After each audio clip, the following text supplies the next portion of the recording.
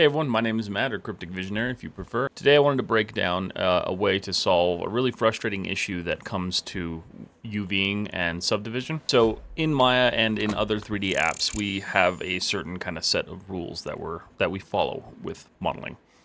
These rules were developed long ago by Ed Catmull and Jim Clark. And if you don't know the history behind that stuff, it's actually a really good thing to look up if you are a 3D artist, because it's actually really important to know. But we're going to use those techniques today to fix a really common issue, which is UV distortion and stretching when you're starting to subdivide your models. So without taking too long, make sure you like and subscribe because it does help the channel, and let's go ahead and jump into the video. Alright, before we get started, if you are interested in supporting me further, you can join me on Patreon, where each month you can get a free model, as well as your name in the credits of all my videos to show that you support the channel and you are helping us grow. But let's go ahead and take a look at this. Alright, so we have two models here. They're just really simple models. I'm going to go ahead and open up my UV editor here to show you kind of what we're dealing with. So this is what we have. We've already UV'd this object, we've set up our texel density, everything's good to go. So one of the things that you'll notice is, like, if we look at this model and we go and smooth this, we don't get a lot of distortion, but we get enough distortion that it's kind of like, you start to notice it a little bit here. This is the kind of stuff that we're dealing with. So when we're building out our models and we're setting up our topology, you may end up with something that looks kind of like this. This is kind of a different example. In fact, let me turn my wireframe on here. This is a little bit of a rudimentary example, but it gives you the same idea on how we would go about fixing this on any model that we're working on. So we know that subdivided, if we smooth this, it's going to smooth. And so if we look at that without the textures on, you know, we get this really nice kind of clean subdivided model. So this is just our smooth preview that we're working with. But if we turn our material back on, you can see the kind of awfulness that's happening here. This is a really extreme example of this that I set up, but you can kind of see what happens when we're looking in the UV view. So we look at this and we smooth this, you can see that in the UV editor, nothing happens. Nothing's changing. Maya is just smoothing this and not giving a crap about what's happening.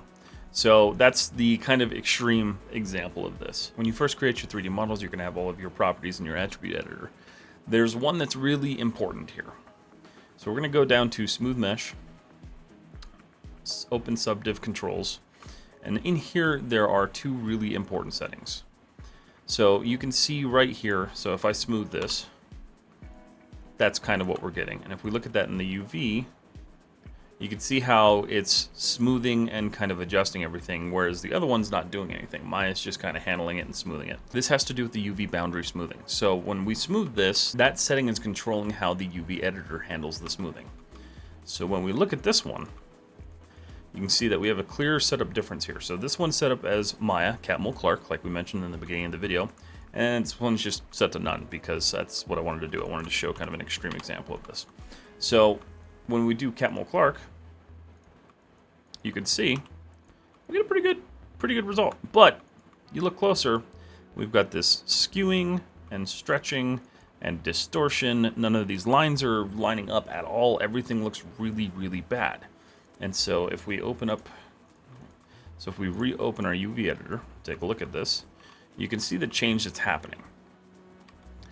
And honestly, we're doing okay, aside from the fact that these are getting pulled to the center. So if we turn vertex on, you can see these are not moving.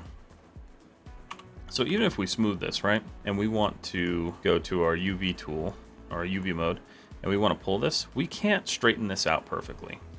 Because if we do, or if we pull it, say here to where it's a little bit straighter and probably has less distortion, when we unsmooth that, this is what we're looking at. And we're trying to avoid topology like this because we don't want to do that. So the next option is to change this setting again. So we're going to go here. We're going to change this from Maya Catmull Clark to preserve edges and corners. In fact, let me do this while it's on and smooth so you can see kind of what changes here. So if we smooth this, we can see all this distortion. So if I go and change this to preserve edges and corners, suddenly that distortion's gone. So now when we look at our UV, it's preserving everything where it needs to be, and it's kind of smoothing everything the way it needs to be smoothed instead of just kind of flexing everything inwards to try to maintain its original topology. Okay, so what if we want to go and subdivide this? So we already know that we've kind of fixed this with our smooth preview, but if we subdivide this, we go mesh and smooth, we can see that same problem persists. So we're still getting this distortion and this stretching because we need to take that setting and we need to apply it to our subdivisions. So we're going to Control Z out of this. So generally keep in mind, these settings here handle your smooth preview, but when you're subdividing, we need to actually set that up ourselves. So if we go to mesh, smooth, we'll hit our smooth options. And here we have the same options. We're going to do preserve edges and corners and hit apply. And you can see now that no matter how many times we subdivide this, we keep our sharp corners and edges. This is really important when we're subdividing because this is going to keep our UVs where they are, so we don't need to adjust them or move them around. Another way you could technically fix that is by re-unwrapping every time you subdivide, but there's really no need to do that when you have the ability to set this up this way. But this is how you would go through if you're modeling something, say, you know, a vehicle, and you want to do a low poly texture on it, or you want to texture it in a low poly mode, bring it into Maya, and then subdivide it. This is how you fix those issues, because when you subdivide, you're going to notice your UVs are stretching and skewing everywhere, and this is how we avoid that.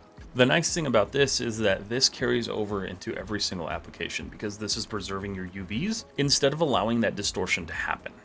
So I hope this video helps. I hope you now kind of understand how subdivisions work in Maya and in most 3D applications. I don't think this really changes across the board because it's built on a standardized system, but this is going to be how you preserve your model's UVs when you are actually subdividing, because it can be really frustrating when you've built this model and then all of a sudden when you're smoothing it after it's been textured, your textures look awful. This is how you fix that. So if you haven't yet, please make sure you like and subscribe. It supports the channel, and I will see you all in the next video.